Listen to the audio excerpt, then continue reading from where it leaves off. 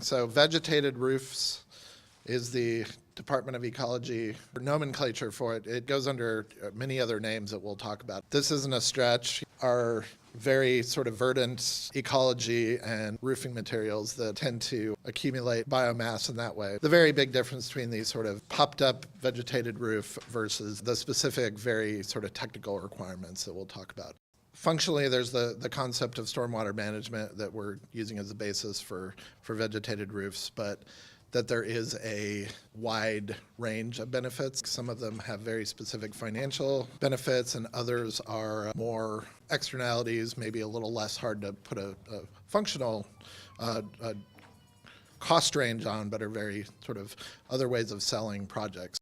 Chicago, for instance, they're doing green roofs particularly driven by urban heat islands. Usable green space, energy efficiency, providing soil and plantings on buildings actually increases the insulation value, and that obviously diminishes as projects and buildings get taller, but for low, single, double-story buildings, it's actually pretty appreciable. Cost drivers that I've run into over the years is selling people on the case of roof longevity. So there's all these other benefits, but one of the biggest things is put a vegetated roof on a building, double the lifespan of the roof. So you start looking at long-term life cycle costing. That's a great seller, particularly for public agencies, institutions, people that hold on to buildings and look at that maintenance over time. And then some of the other, there's some great science out there on biodiversity, habitat value, noise reduction, also reduction in electromagnetic waves. There's some studies on that where it's actually reduces the amount of movement of waves into buildings, obviously aesthetics and some of those benefits.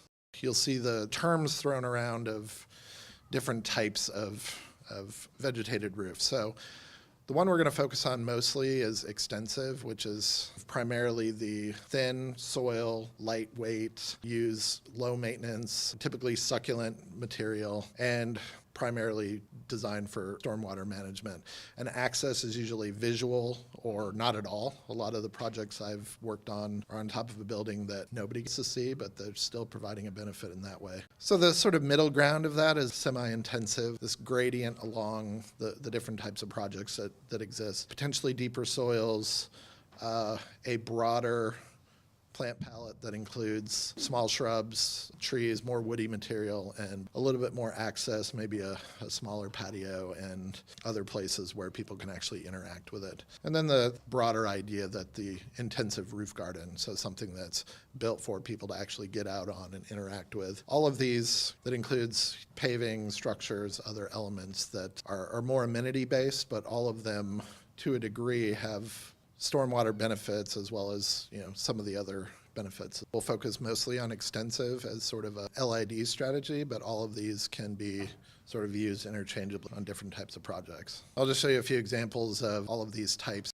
These are a couple of projects at hospital in Portland, OHSU. They were really interested in the stormwater credit, but they were also interested in every time a roof comes up for re-roofing, they wanted to put a green roof on it to save them what accounts to essentially millions of dollars over time. So a couple of really simple plant palettes. This is the School for the Deaf. Has more of an extensive system. And you'll see this sort of a very flat profile to these guys. But they can also have some diversity.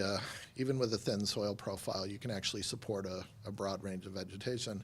This starts getting into that transition from more extensive to semi-intensive, deeper soil profiles, the ability to incorporate seeding areas, and in this case, a plant palette that's pretty diverse, not just sedums, but in this case, we used a lot of wildflower plantings to provide seasonality and also create some great habitat. There's been some studies on this project. That diversity of that plant palette and a way to cover a large amount of ground with a relatively low cost too. And then taking that to the level of, again, smaller areas of seeding, but being able to, if you have the structural capacity, increase soil depth, play around with berming and manipulation of the soil, include other built elements and small shrubs and trees in this case that can start to have a little more biodiversity, but still predominantly focused on stormwater management.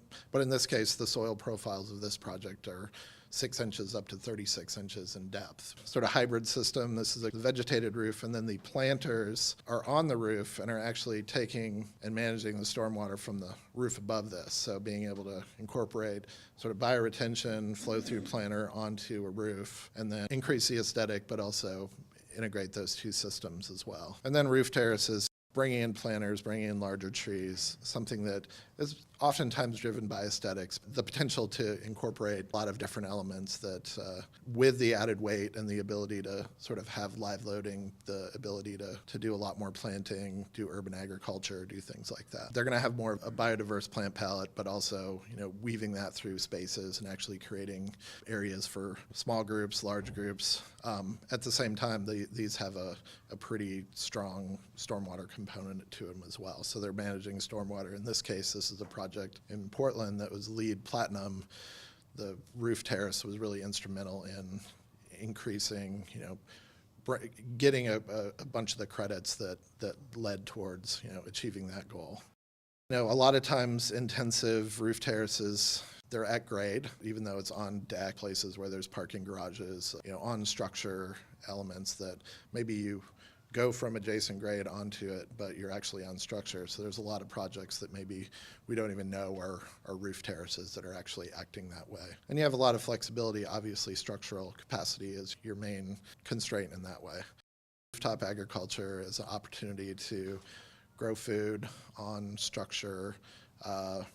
Surprisingly, you can do a lot of production without super deep soil profiles, which is kind of a fun learning experience of everybody being like, to grow tomatoes, you need 36 inches of soil and it has to have high organic content. This is a project where these are 12-inch deep planters that produce like these amazing heirloom tomatoes that are sold to local restaurants on a rooftop. In this case, because of being on a roof and having that added reflectivity and heat gain, this substantial boost in productivity that you wouldn't get if you were doing it on grade.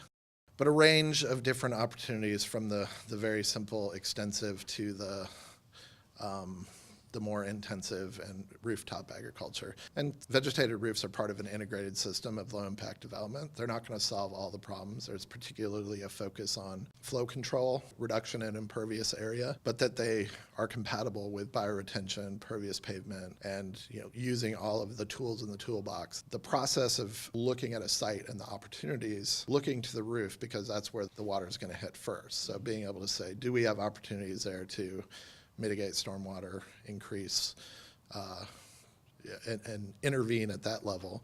Because once you've run off the roof, then you've lost that opportunity, and you're sort of more limited in opportunities in that way. But this is part of that overall system. Performance. So flow control is the major benefit of vegetated roofs. There's the water landing on these facilities rather than actually immediately running off and having to be dealt with. It's actually captured within the soil profile, and a lot of that's actually re-evaporated back into the atmosphere. So going back to the earlier slide about the hydrologic cycle, we're mimicking what's happening in sort of a natural condition and intercepting a significant amount of the water that's landing on these surfaces. We have slow storms that sort of misting and that don't have a lot of peak flow to them, where this is where vegetated roofs are great, because they can actually for many of the storms in the Pacific Northwest actually manage up to 95% of the storm. So you'll actually, in a lot of cases, get no runoff. And then the idea being that in a bigger storm, you're going to get to a certain amount of peak saturation, and then you're going to have runoff in that way. So the idea being that it's going to depend on a lot of factors, but up to about 50% of the water landing on the roof is going to be managed over the course of the entire year.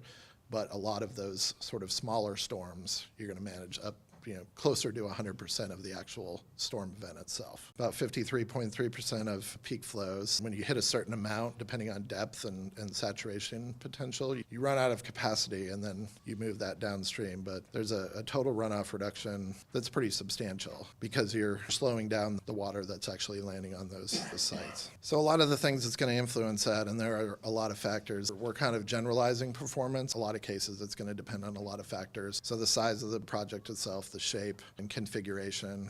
If it's very linear and there's a lot of drains and you don't have a lot of distance of travel time of water, you're going to have less performance than if the water is actually allowed to move laterally through large areas and there's maybe less drains. So that's going to have a configuration on it. Depth is a big thing. A lot of the evapotranspiration is happening in the plant media, but all of the capture and storage of the event itself is happening in the soil profile itself. And then soil moisture conditions. This is something where if you have a storm, it's going to absorb like a ton of that water and maybe manage a lot. And then if you have another one a couple hours later, all that soil's already saturated. The performance is going to go down significantly. So you're going to have maybe two similar storms, but if there's one after another, the performance is going to go down in that way. And that goes to sort of magnitude and distribution. So in our climate, it actually works out really well because we do have those sort of staggered, smaller storms over the course of the year. The vegetation itself is a determining factor in that. We talk a lot about sedums and succulents. By nature, they don't evapotranspire as much as leafy plants. Like if we covered roofs with leafy plants, we'd get significantly more evapotranspiration, so that performance would be better. What we also would get is the need for more water to keep those plants alive. So it's this balance between something that's going to have a good amount of performance, but also keep maintenance at a reasonable level. Reduction in energy use, lifespan of roofs, which I think is great. And the reason for that is the addition of the plant and the soil layer over the actual roof membrane. You don't get movement up and down and temperature fluctuation, so you have much more consistent temperature, and you don't have degradation from UV. So the combination of those two things for roofing membrane, which gets heated up and cooled down all through the year and gets penetrated with sunlight, if you take those two things out, that's what actually allows for that doubling of the lifespan of the roof. Great studies about local sort of environmental control as well as some larger environmental benefits that can be gained from reduction in particulate matter,